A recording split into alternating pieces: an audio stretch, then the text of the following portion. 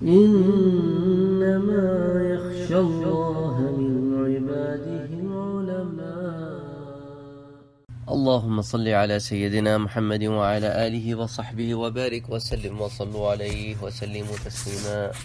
انشاءاللہ تعالی آج کے درس میں ہم غزوہ بنی قریظہ کو سٹارٹ کریں گے. پہلے ذرا ایک بیک گراؤنڈ انفارمیشن میں آپ کو دے دوں کہ مدینہ میں کئی یہود قبائل آباد تھے، تو ان میں سے یہ ایک قبیلہ تھا جس کا نام تھا بنو قریظہ. یہ قبیلہ جو ہے وہ اوس قبیلے کا حلیف تھا اور دوست تھا. یہ قبیلہ شہر مدینہ کے باہر تھا. تو شہر مدینہ میں جو قبائل تھے یا اس کے قریب جو قبائل تھے وہ خزرج کے حلیف تھے. اور چونکہ بنی قریظہ قبیلہ اوس کے قریب ہی سچویٹڈ تھے تو یہ قبیلہ اوس کے حلیف تھے. اور جیسا کہ ہم پہلے پڑھ چکے ہیں کہ پرانے زمانے میں جب اوس اور خزرج کی آپس میں جنگیں ہوا کرتی تھیں تو ان کی حلیف قبائل بھی ان جنگوں میں انہی کی طرف سے لڑتے تھے کہ اوس کے حلفاء اوس کی طرف سے اور خزرج کے جو حلیف تھے جو ان کے ایلائز تھے وہ ان کی طرف سے لڑتے تھے. تو ان لوگوں کے پرانے مراسم تھے. اس وقت قبیلہ اوس کے سردار حضرت سعد بن معاذ رضی اللہ تعالی عنہ تھے.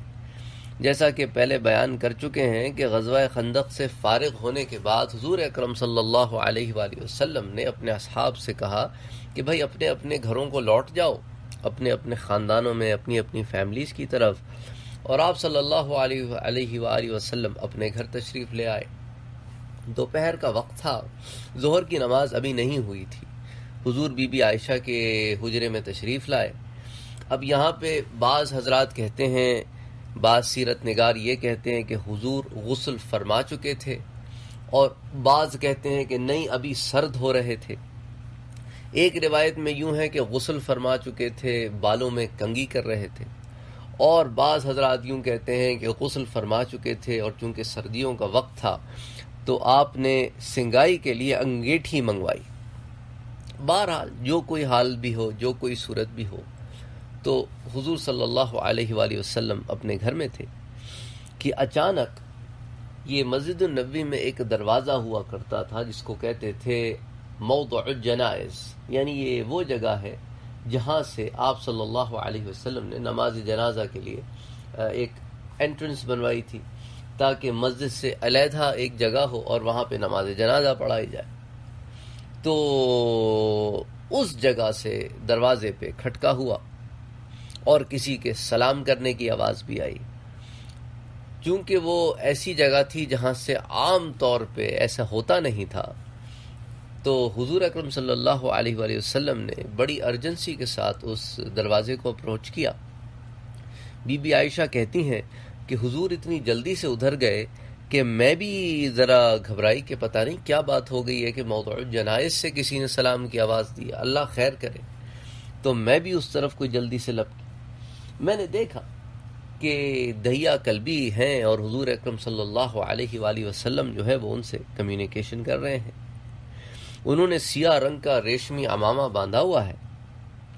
ان کے عمامے کا جو پلہ ہے وہ ان کے دونوں کندھوں کے درمیان لٹکا ہوا ہے. ایک روایت میں یوں بھی ہے کہ حضرت جبرائیل نے زرہ اور خود پہنی ہوئی تھی. تو یہ بھی ہو سکتا ہے کہ انہوں نے عمامہ باندھا ہوا ہو، پر تو کوئی اختلاف نہیں ہے. عمامہ باندھا ہوا ہے جس کا جو پٹ ہے وہ دونوں کندھوں کے درمیان لٹک رہا ہے. انہوں نے زرہ بھی پہنی ہوئی ہے، اوپر سے خود بھی پہنی ہوئی ہے. اچھا، اور حضرت جبرائیل علیہ السلام جو ہے ایک سفید رنگ کے خچر پہ سوار ہے.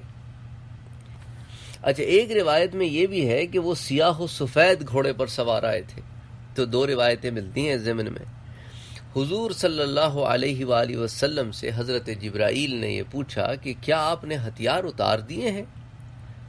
حضور نے فرمایا ہاں ہم نے تو ہتھیار اتار دیے ہیں کہ جنگ تو ختم ہو گئی ہے. حضرت جبریل نے کہا میں نے تو ہتھیار نہیں اتارے. اور ایک روایت میں یوں ہے کہ اللہ کے فرشتوں نے تو ابھی تک ہتھیار نہیں رکھے. تو حضور اکرم صلی اللہ علیہ وآلہ وسلم سے حضرت جبریل نے فرمایا کہ اللہ آپ کی مغفرت فرمائے، ہم تو بنی قریظہ کی طرف جا رہے ہیں. ہم نے پہلے تو دشمن کا پیچھا کیا، یہاں تک کہ ہم نے ان کو دور بھگا دیا کہ وہ حمراء اسد کی حدود سے بھی تجاوز کر گئے. اور اب ہم بنی قریظہ کے مقابلے کے لیے کوچ کریں گے. ایک روایت میں یہ بھی ہے کہ میرے ساتھ کچھ دوسرے فرشتے بھی ہیں جو جا رہے ہیں تاکہ ہم ان کے قلعوں کو ہلا ڈالیں۔ حضور نے فرمایا کہ جبرائیل میرے اصحاب تو بہت تھکے ہوئے ہیں۔ حضرت جبریل نے کہا کہ آپ فوراً ان کی طرف بڑھیے، خدا کی قسم میں انہیں پیس کے پامال کر ڈالوں گا، اور میں اپنا یہ گھوڑا ان کے قلعوں میں گھس کر ان پہ چڑھا دوں گا اور ان سب کو نیست و نابود کر دوں گا۔ اس کے بعد حضرت جبرائیل اپنے ہمراہی فرشتوں کے ساتھ لوٹے، یہاں تک کہ بنی غنم کی گلیوں میں پہنچ گئے۔ پھر اس کو ہم ڈیٹیل میں انشاءاللہ تب دیکھیں گے جب حضور یہاں سے نکلیں گے۔ اب یہاں پر چند اور باتیں میں آپ کے سامنے عرض کر دوں کہ حضور اکرم صلی اللہ علیہ وآلہ وسلم نے بھی پھر تیاری کی، اور حضرت بلال رضی اللہ تعالی عنہ سے کہا کہ اب اعلان کرو، اذان دو اور لوگوں میں یہ اعلان کرو، من كان سامعا مطيعا فلا يصلين العصر الا ببني قريظہ۔ تو اب ظہر کی نماز کے بعد حضور نے یہ اعلان کروایا، اذان ہوئی، لوگوں نے نماز پڑھی ظہر کی، اور پھر یہ اعلان ہوا کہ بھئی دیکھو ہر اطاعت گزار مسلمان عصر کی نماز بنی قریظہ میں ادا کرے۔ اب یہاں پر رائے قائم ہو گئی۔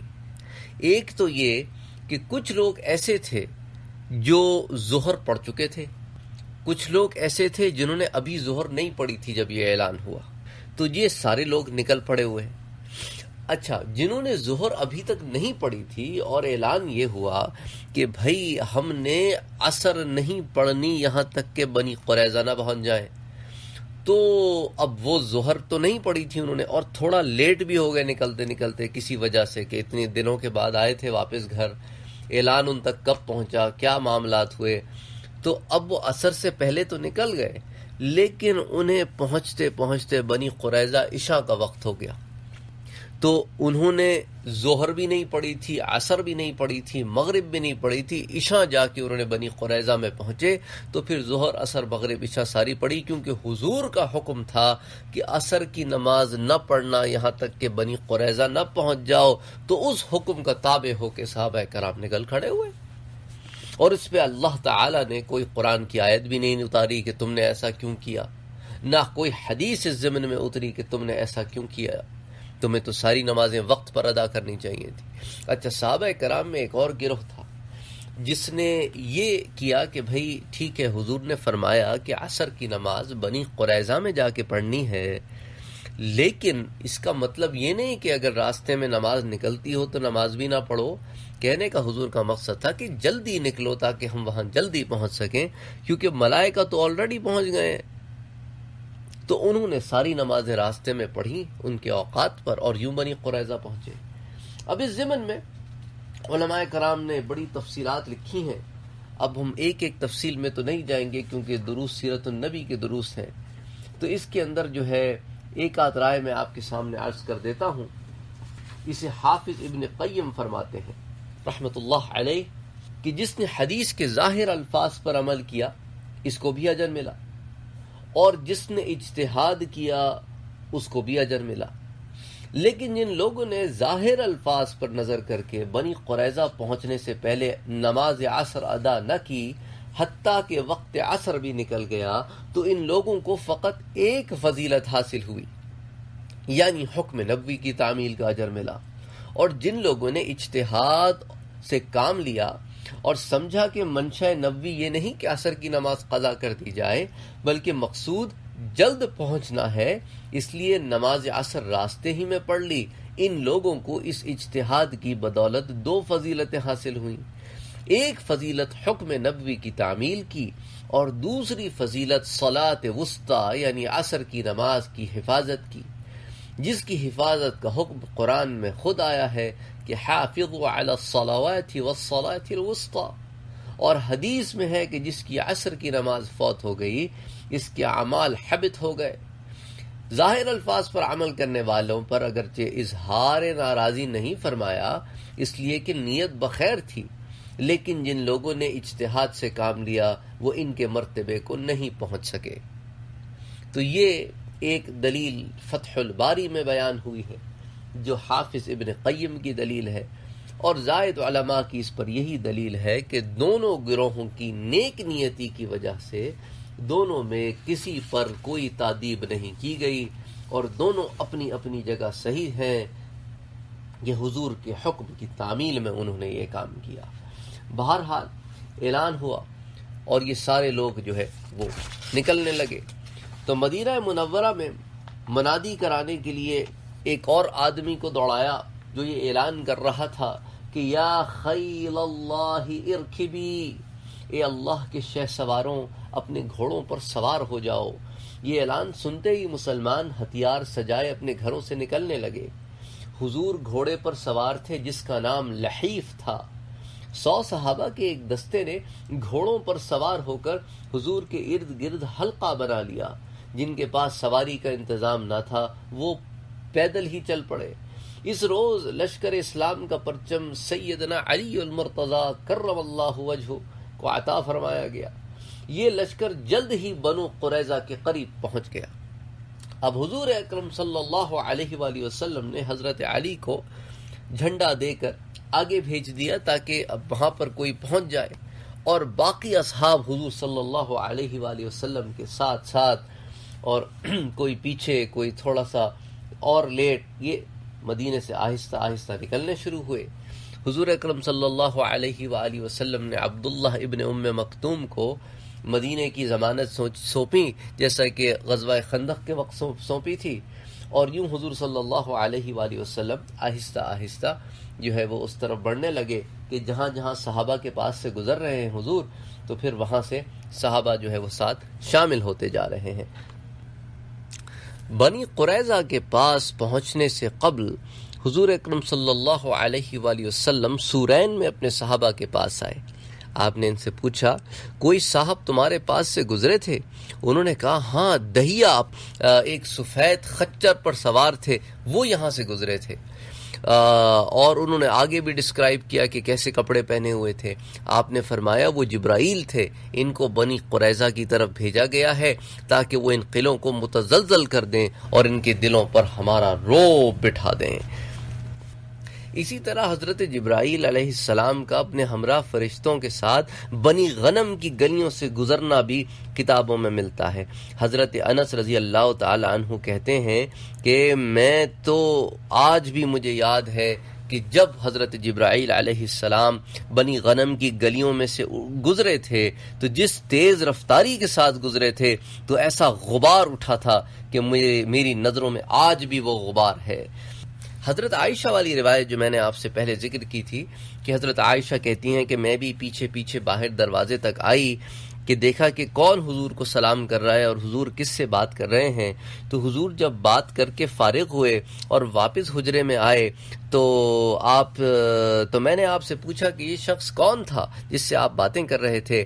آپ نے فرمایا تم نے اسے دیکھا تھا؟ میں نے کہا ہاں. آپ نے پوچھا تم نے اس میں کس کی شباہت دیکھی؟ میں نے کہا دہیا کلبی کی. آپ نے فرمایا وہ جبرائیل تھے جنہوں نے مجھے حکم دیا کہ میں بنی قریظہ کے مقابلے کے لیے جاؤں. حضرت صلی اللہ علیہ وآلہ وسلم نے اس غزوے کے لیے جو ہتھیار لگائے ان میں زرہ بختر اور گلو بند بھی تھا. آپ صلی اللہ علیہ وآلہ وسلم نے اپنے دست مبارک میں نیزہ لیا، تلوار گلے میں حمائل فرمائی اور اپنے گھوڑے بحیف پر سوار ہوئے. ایک قول ہے کہ آپ ایک گدھے کی ننگی پیٹھ پر سوار ہوئے جو یعفور تھا. حضرت کے گرد دوسرے لوگ بھی ہتھیار لگائے اور گھوڑوں پر سوار موجود تھے. صحابہ کی تعداد 3000 تھی جن میں 36 یعنی 36 گھڑ سوار تھے. ان میں سے 3 گھوڑے حضور کے تھے. اس غزوے کے موقع پر آپ صلی اللہ علیہ وآلہ وسلم نے حضرت ام مکتوم کو مدینہ کا قائم مقام بنایا. حضور کے آگے آگے حضرت علی پرچم لیے ہوئے بنی قریظہ کی طرف روانہ ہوئے. انشاءاللہ تعالی پھر اگلے درس میں ہم ان ڈیٹیلز پہ بات کریں گے کہ جب حضرت علی رضی اللہ تعالی عنہ بنی قریظہ میں پہنچے، حضرت اسید ابن حدیر بنی قریظہ میں پہنچے تو ان میں کیا کنورسیشن ہوئی بنی قریظہ والوں سے، اور پھر حضور اکرم صلی اللہ علیہ وآلہ وسلم کی بنی قریظہ سے کیا کنورسیشن ہوئی. کیونکہ حضور جو ہے وہ نبی الرحمہ ہیں. آپ چاہتے تھے کہ وہ ہدایت پر آ جائیں، آپ چاہتے تھے کہ جنگ نہ ہو، لیکن انہوں نے خود ایسے حالات پیدا کیے کہ بنی قریظہ سے حضور اکرم صلی اللہ علیہ وآلہ وسلم کو یہ جنگ کرنی پڑی. خیر، جنگ کی ڈیٹیلز اور یہ باقی معاملات ہم نیکسٹ ٹائم ڈسکس کریں گے. وفوق كل ذي علم